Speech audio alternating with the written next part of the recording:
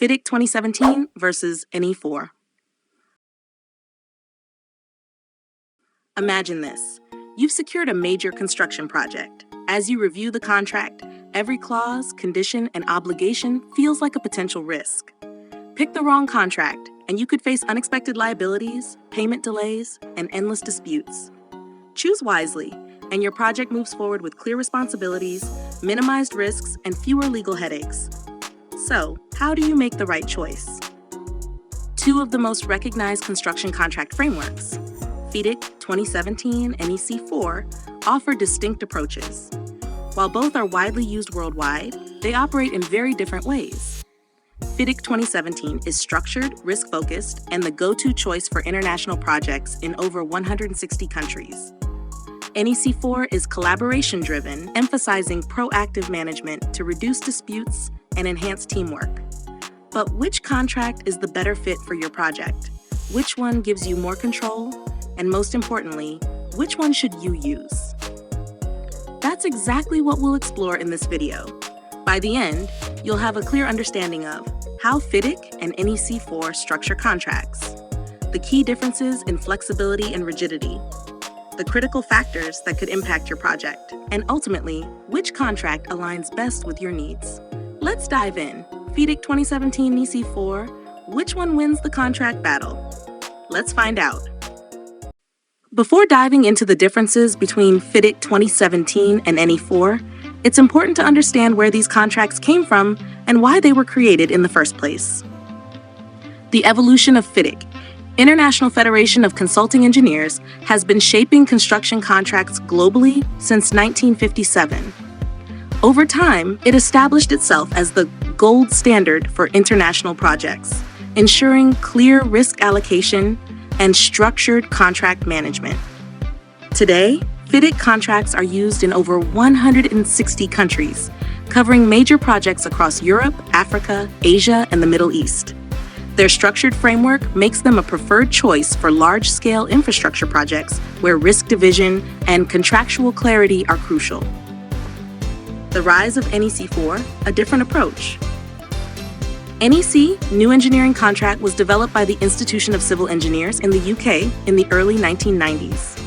Unlike FIDIC, which emphasizes strict responsibilities and defined risk allocation, NEC was designed to promote collaboration, flexibility, and proactive risk management. Over the years, NEC has been gaining rapid traction worldwide, particularly in Hong Kong. In 2016, the Hong Kong SAR government made a major policy shift, adopting NE3 contracts for all new public works projects, unless a justifiable reason existed to use another form of contract. In megaprojects exceeding $1 billion, such as tunneling, high-speed roads, and land formation, the Hong Kong government found NEC's target cost options, options C and D, to be highly effective in managing costs and risks. Pilot projects using NEC contracts showed strong results, demonstrating that collaborative contracting could improve efficiency and reduce disputes. By 2020, a task force on construction industry site supervision in Hong Kong recommended an even bigger shift.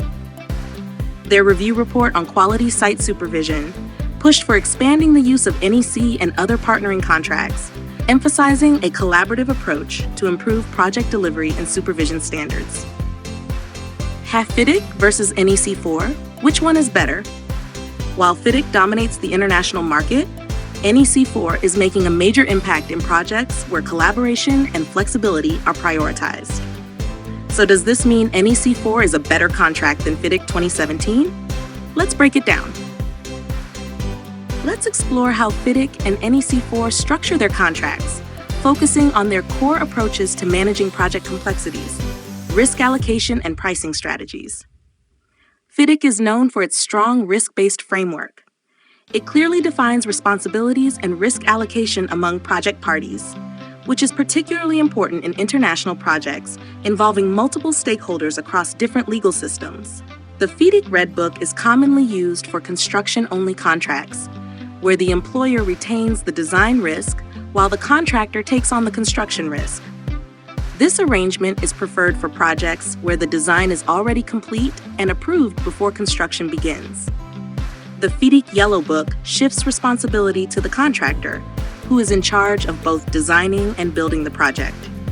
This contract is suitable for projects where the employer wants to transfer both design and construction risks, ensuring a single point of responsibility and a streamlined execution process. The FIDIC Silver Book is designed for turnkey projects, transferring substantial risk to the contractor, who is responsible for the full delivery of the project, including both design and construction. This contract is ideal for complex projects where the employer seeks a ready-to-use facility upon completion while minimizing involvement in day-to-day project management. NE4, in contrast, takes a pricing-based approach that prioritizes flexibility and collaboration. It provides a range of pricing options tailored to different project needs and stakeholder preferences. Option A and Option B are priced contracts, either with an activity schedule or a bill of quantities. Option A offers a fixed price for listed activities, making it predictable and well-suited for projects with clearly defined scopes. Option B, based on a bill of quantities, is preferred for projects where detailed measurements and cost estimates can be established before construction begins. Options C and D introduce target cost contracts using either an activity schedule or a bill of quantities. These contracts help manage financial risks dynamically, allowing for adjustments based on actual project conditions, making them particularly useful for long-term projects with potential scope changes. Option E follows a cost-reimbursable model, providing maximum flexibility by aligning payments with the actual work performed. This option is ideal for projects where the scope is not clearly defined at the outset. Option F is a management contract, in which the contractor is paid for management time while the employer retains the construction risk. This contract is often used for maintenance works or when multiple smaller projects need to be managed concurrently. In conclusion, while FIDIC sets clear boundaries for risk allocation and structured project roles, NEC4 promotes adaptable pricing mechanisms and collaborative project management. Both contract types offer unique benefits, catering to different project demands and stakeholder preferences. Understanding these distinctions is essential for selecting the most suitable contract, ensuring alignment among all parties, and achieving project objectives effectively. As we navigate the evolution of contract standards, the transition from NEC3 to NEC4 represents a significant shift in approach, reflecting the changing demands of the construction industry and the need for more dynamic project management tools. One of the most notable changes is in quality management, where NEC4 builds upon the foundation established in NEC3. While NEC3 provided a standard framework, NEC4 introduces a comprehensive quality management system that extends beyond contractors to include subcontractors and sub-subcontractors. This ensures that quality is maintained at every level of project execution. In dispute avoidance, NEC4 places greater emphasis on resolving issues before they escalate. The introduction of senior representatives and dispute avoidance boards highlights a proactive approach, fostering early discussions and resolutions. These mechanisms encourage collaboration and help minimize the likelihood of prolonged disputes. Interim payments have also been revised, with NEC4 requiring contractors to actively submit payment applications. This adjustment aims to improve cash flow management and ensure financial stability for all parties throughout the project lifecycle. Regarding final account procedures, NEC4 includes new provisions that clarify the assessment and payment of final amounts due. This update helps prevent disputes at the project's conclusion by promoting transparency and fairness in financial settlements. A key structural change in NE4 is the introduction of the dividing date, which differentiates between actual defined cost and forecast defined cost in assessing compensation events. This adjustment ensures a more precise and fair financial assessment, reinforcing NE4's commitment to accuracy and equity in contract management. NEC4 also revises key contract terminology to better align with contemporary practices. Risk reduction meetings have been renamed early warning meetings, and risk registers are now early warning registers. These changes emphasize proactive risk management, shifting the focus from reacting to issues to anticipating and mitigating potential risks early. Additionally, NEC4 grants contractors greater flexibility by allowing them to propose acceleration measures and adjustments to key dates. This increased empowerment enables contractors to take a more active role in optimizing project timelines, a level of flexibility that was more limited in NEC3. Overall, the transition from NEC3 to NEC4 marks a progression in contractual relationships and project management strategies, placing greater emphasis on collaboration, quality assurance, and proactive dispute avoidance. These changes reflect a broader industry trend toward more adaptive and mutually beneficial contract frameworks that support modern construction project demands. Let's examine how NEC4 and FIDIC 2017 handle early warnings and risk management, an essential factor in ensuring the success of any construction project. On one side, NEC4 takes a proactive and collaborative approach through Clause 15. From the outset, it mandates the creation of an early warning register and requires the first early warning meeting within 2 weeks of the project's start. This ensures that both the project manager and the contractor actively participate in identifying risks and discussing potential impacts on costs, timelines, and quality. The process is not a one-time requirement. It is iterative and continuous, with regular meetings to update the register and revise plans as necessary. The emphasis is on cooperation and problem solving, ensuring that risks are not just identified, but also collectively managed for the benefit of all parties. On the other side, FIDIC 2017 takes a more structured approach under Clause 8.4, which introduces advance warning. This clause requires both parties to notify each other and the engineer of any potential future events that may negatively affect the project. However, unlike NEC4, the emphasis here is more on notification rather than mandatory collaboration. Once a warning is given, the engineer may request proposals to mitigate the identified risks. This places a significant role on the engineer as the mediator and decision maker, making the process more reactive rather than an ongoing collaborative effort. In comparison, NEC4 fosters a dynamic, continuous engagement among stakeholders to proactively manage risks, whereas FIDIC relies on structured notifications with potential mitigation strategies primarily driven by the engineer's intervention. Which approach do you think is more effective in today's fast-paced construction environment? Do you favor NE4's continuous, team-driven risk management? Or do you prefer FIDIC's structured, engineer-led process? Let's discuss in the comments below. When it comes to handling notices, both NEC4 and FIDIC 2017 require clarity and specificity, but their approaches reveal different priorities. NEC4 incorporates notice requirements into a management process that emphasizes early engagement and problem solving, aiming to prevent disputes through active communication. This approach seeks to make the management of claims and risks more integrated and less adversarial. On the other hand, FIDIC 2017 focuses on the procedural aspects of notices, where every notice must rigorously adhere to formal requirements to trigger contractual mechanisms.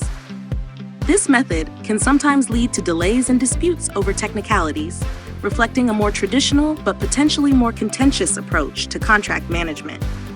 So, while both contracts require clear notices linked to specific clauses, the intent and context in which these notices are used differ significantly.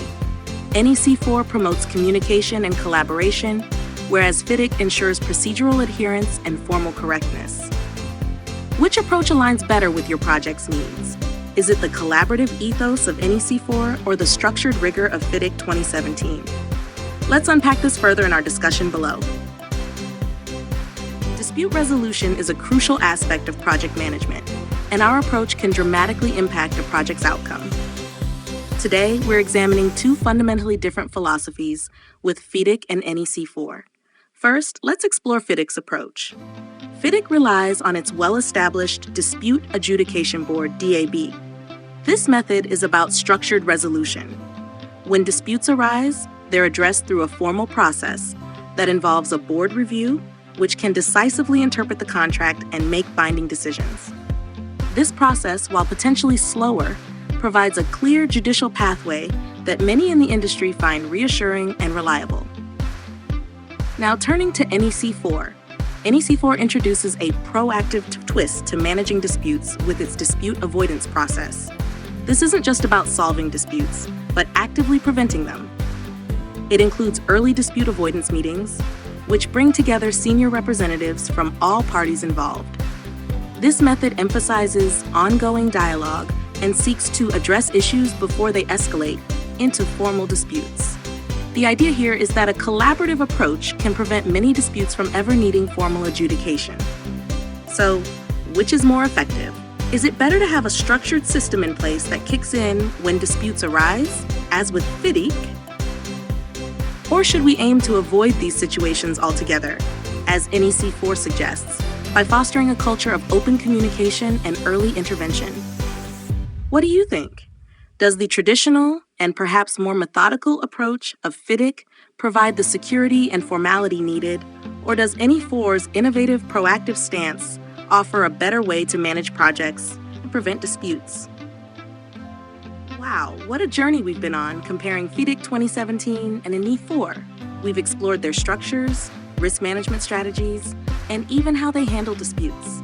Now, it's your turn to weigh in.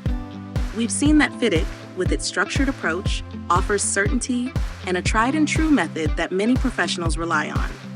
On the other hand, NE4 encourages flexibility and collaboration, potentially leading to smoother project execution and fewer disputes. But here's the big question for you. Which contract model do you think is better suited for today's complex construction projects? Do you value the robust, traditional framework of FIDIC?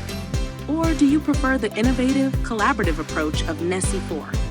Drop your thoughts, experiences, and questions in the comments below. Your insights not only help us all learn more, but also build a community where we can share and grow together. And if you found this video helpful and informative, please give it a like, subscribe to the channel, and hit the bell icon so you won't miss more content like this. Share this video with your colleagues and anyone who might benefit from understanding these two pivotal contract models. Thank you for watching, and let's continue the conversation in the comments. See you in the next video.